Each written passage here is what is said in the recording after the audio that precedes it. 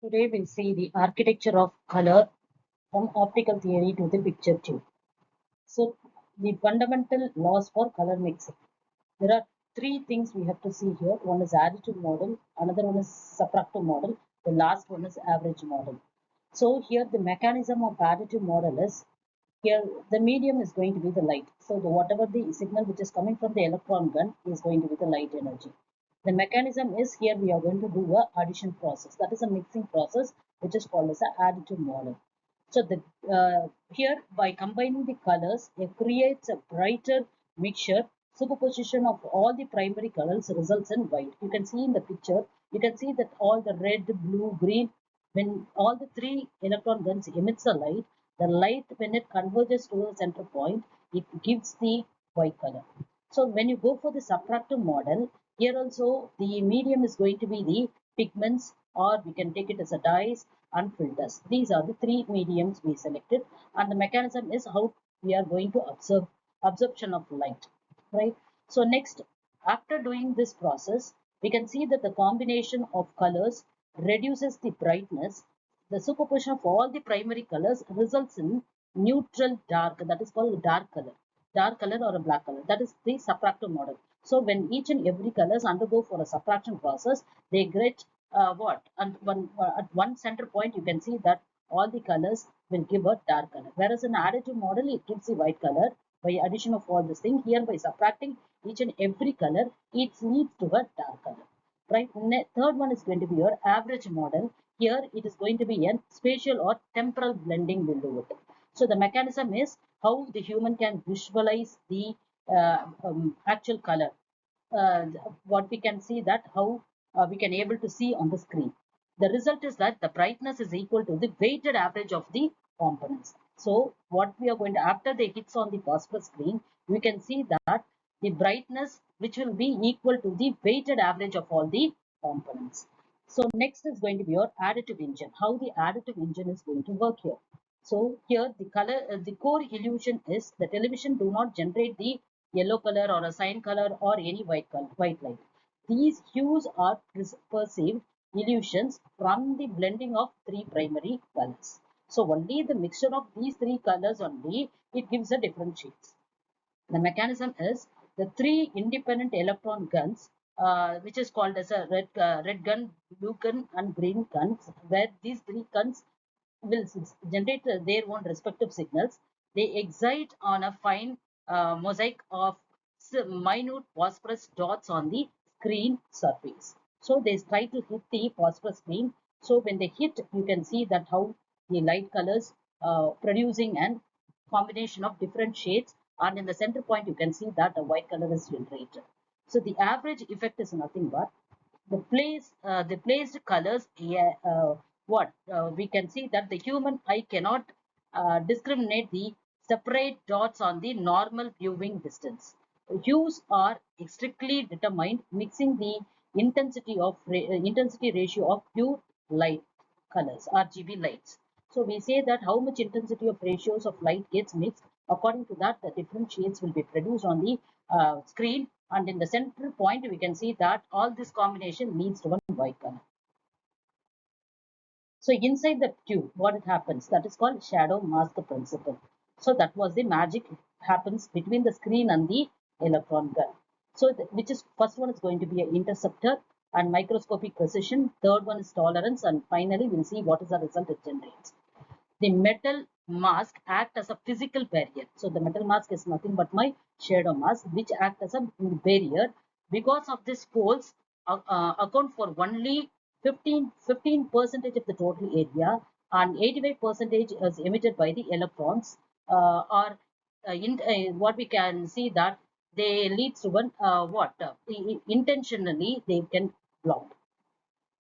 Microscopic precision is a 21-inch color picture tube. If you take it, it contains approximately about 350,000 holes.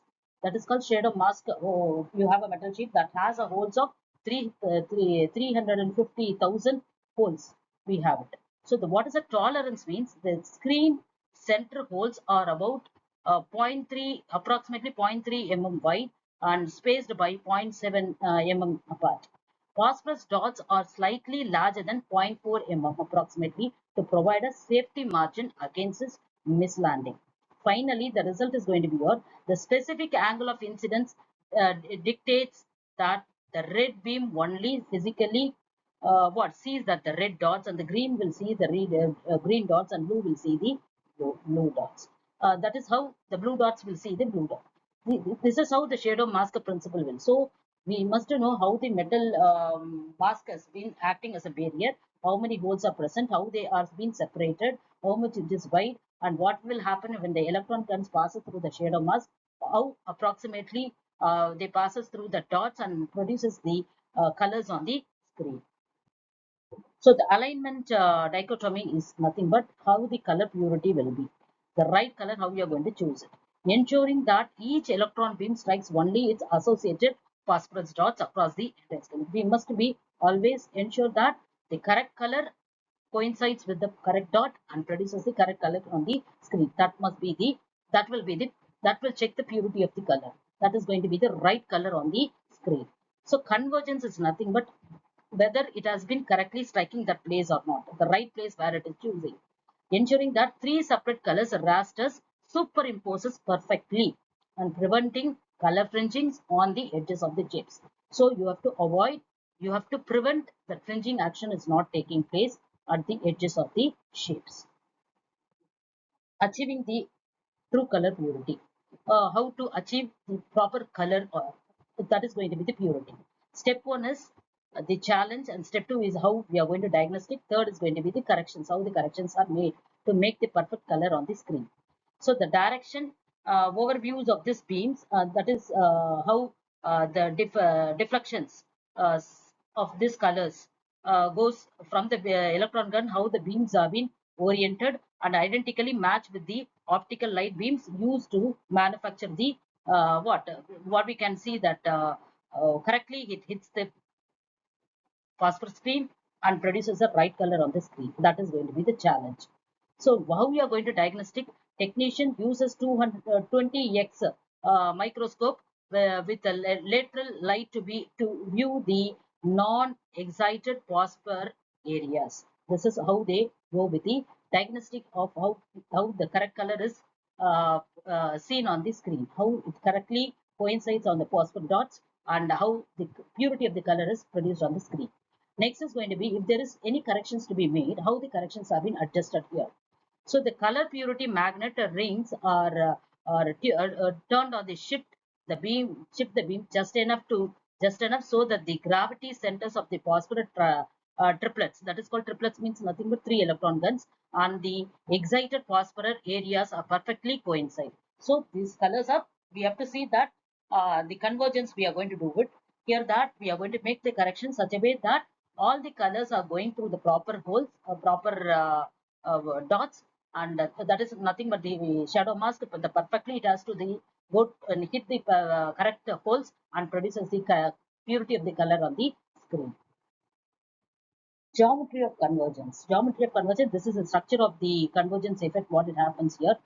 So the geometric flaw is nothing but this beam sweep to the spherical arc. That you can see there is a spherical arc is available. That is called, we call it as a beam sweep arc. But the glass screen is relatively flat. See, when you see that the glass final screen, it is flat, and you have to converge the light beams. It is not going to hit the edges. If it's hit the edges, you have to correct it that it is correctly pointing not it's reaching the edges, it is coming to the center of line. So you have to do a proper convergence here. So how the static convergence have been applied here? That means static convergence means you are going to orient the signals correctly to the center point. So the corrected how the corrections have been made.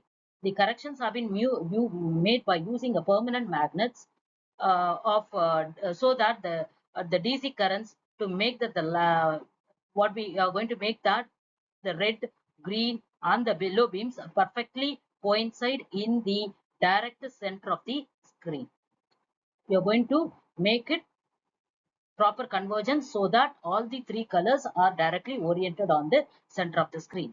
Dynamic convergence is nothing but what corrections we are going to do at the edges. So static convergence, we do the corrections at the center, whereas the dynamic convergence, we do at the edges. So they corrected by applying what we are going to do with parabolic magnetic currents that dynamically alter the beams path as they sweep towards the flat edges of the screen, forcing them back to the alignment. So by using an a parabolic magnetic antenna at the edges, so that if they hit the edges, they directly orient, so that they are being focused only on the towards the center, right? This is what the convergence have been done. So next is going to be how the synthesis process have been done. That is called perfected illusion. The color picture tube is the masterpiece of the interdisciplinary engineering. It leverages the constraints of human biology. They intercepts about 80% of its own energy for the sake of mechanical precision, and utilizes the real-time magnetic distortion to correct the inherent physical geometry, that is all to create a seamless window or into the another world. That is called how we are making the signal, the signals, that is called optical signals, how they have been oriented towards the center point. Even they focus on the, if they hit the edges, how the dynamic magnets are being used, or the parabolic magnets are being used to make that they are not going out of the screen, and they are converging them to the center of the screen. So this is called what a perfect illusion.